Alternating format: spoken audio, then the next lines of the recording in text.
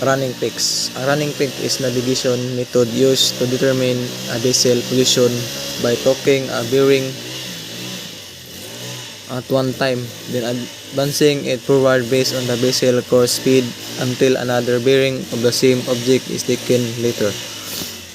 Ang running peaks kay paagi sa navigation aron may bawaan ang posisyon sa barko. Una, kuha kag bearing sa usa ka punto. Ubutang dayon imong sa pila ka minuto o oras kuha dayon ka og laing bearing sa pares nga punto.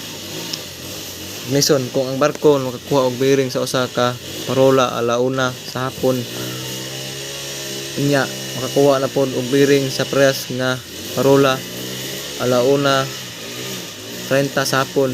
Gi-adjust ang unang bearing sumala sa lihok sa barko. Ang pagtagbo sa duha ka bearing mao ang running peaks ug napakita sa posisyon sa barko.